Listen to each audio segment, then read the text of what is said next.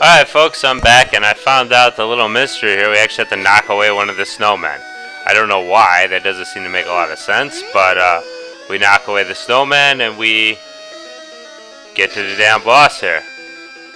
Alright, so what the hell's this guy's deal? Oh crap.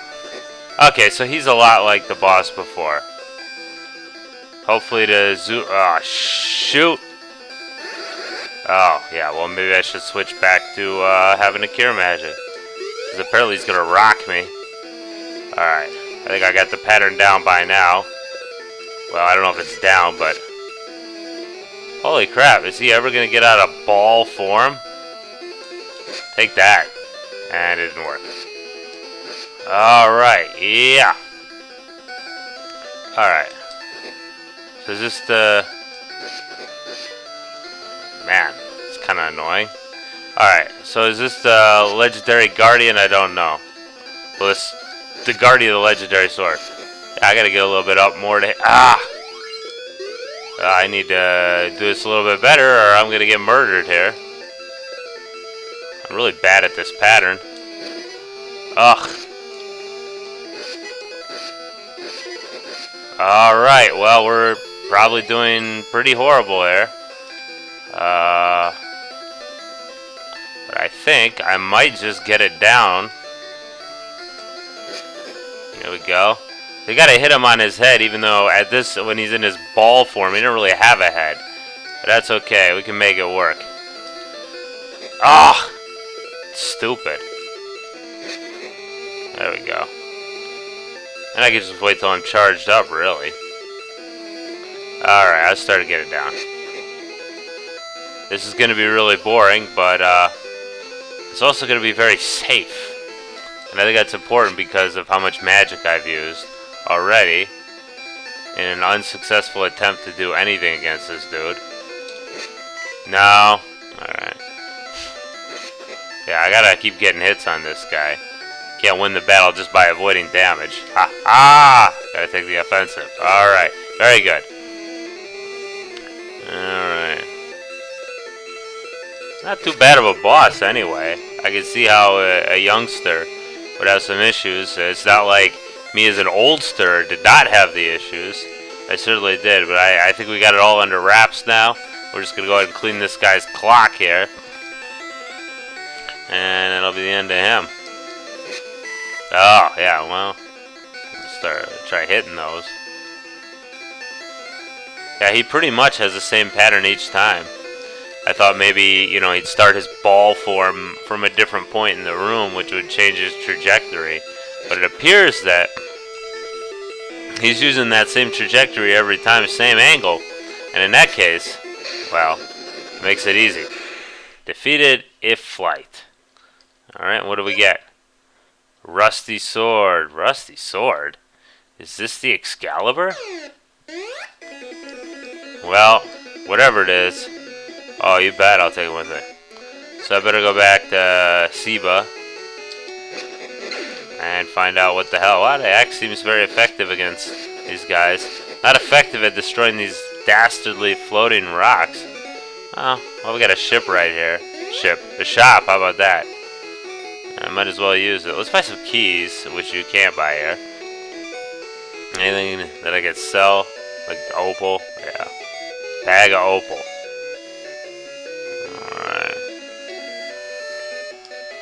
I guess I could probably sell the silver sword just to free up some more inventory space. Although I don't know if it actually frees it up that way. Whatever. I'm gonna switch to the old Morning Star.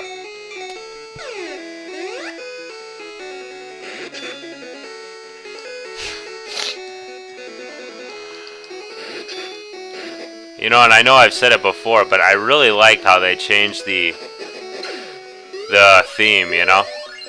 How, you know, yeah, the theme is different. And I might say maybe a little bit darker.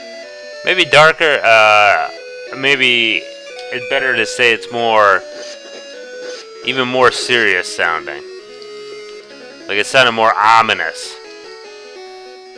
And it has that kind of feeling, and I don't really know how to put that into English, but, not because I don't know English, but, oh, shit.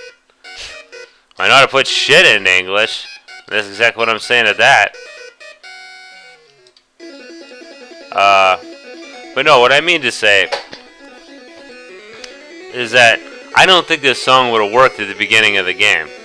Because it has kind of that feeling of like, oh, jeez Louise, again? Oh, crap. Okay, I gotta find a place where I'll be safe. Thank you.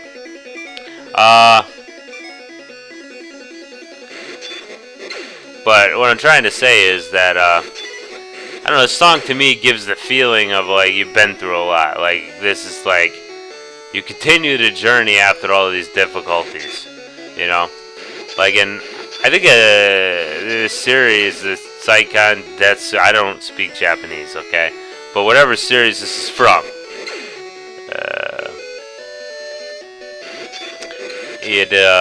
the deal is, they did this, at least a Secret of Mana. I don't know if they did it in the Japanese game, number 3 on the hit list. I played through that game, most of it. I didn't get to the end because I got flustered with it. Because when it came to the class change type thing, like, you had to have certain items to do the class change. And I wasn't able to find them, and the game wasn't really clear about that second class change and what all it took. So, I was not happy with it. And so, eventually I just got flustered and stopped playing. That was like, I think 4 years ago. So I don't remember if they changed the music in that game. As you went further through the game. And I don't mean like they changed the music like, you know, you go to a different area, different music. I mean like the overall overworld song. And I think that's a good tactic if you want to make the game more dramatic. That's Lorem. No, I think it actually might be Wendell right there. It's kind of funny. I just gotta find a pier to get the hell out of here. The land of the floaty rocks.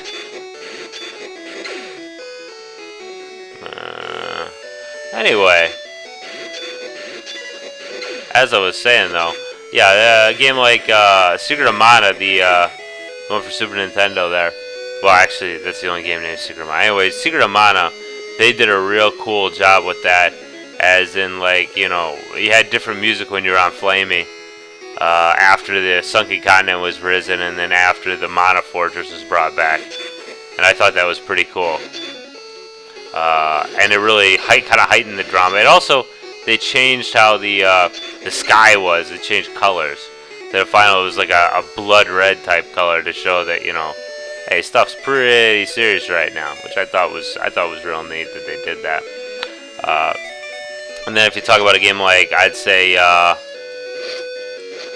Breath of Fire 2, even though, I know, at a lot of levels, I love Breath of Fire 2, but in some ways, I freaking hate it too, because I didn't like the battle system, and they just made it so difficult, and you had to level up or you'd start doing 1 damage.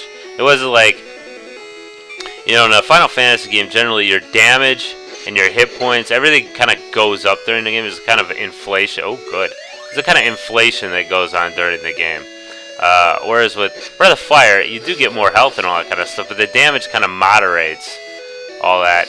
Like, where you'll still, you know, I think at the end you had like 200 and some hit points, which is kind of, doesn't seem like much. Anyway, the deal is, yeah, your damage goes down to 1 if you, the damage goes down to 1 if you don't level your guys up, which is kind of lame. Alright, now let's see if I can remember how to get back to the place. Because I played this a couple of nights ago, and I might not remember exactly what the hell I'm doing. Okay, it looks like, yeah, go up is the right thing, because it was at like the, wow, what the hell is there? Nothing.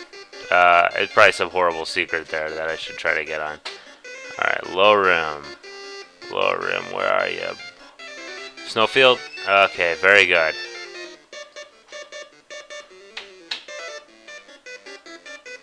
So yeah, good.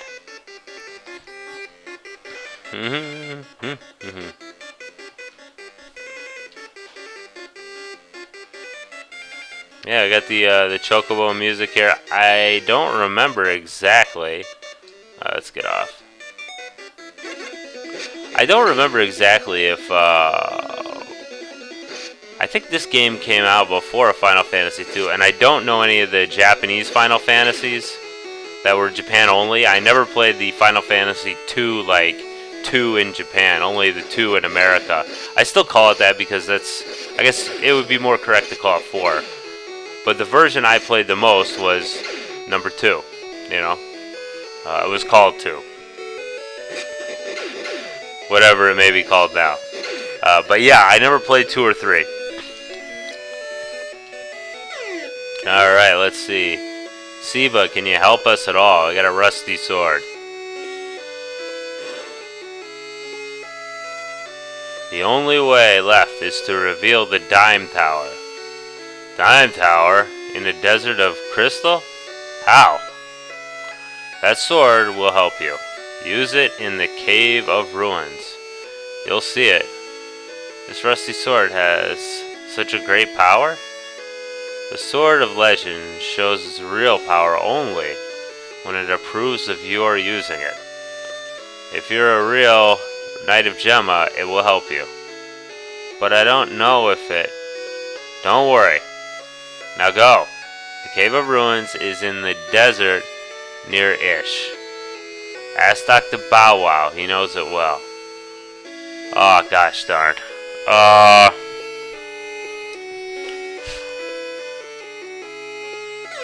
So, let me tell you this, guys. Geography-wise, I think I'm in trouble. So, I'm going to tool around a little bit. I think I got somewhat of an idea where Ish is.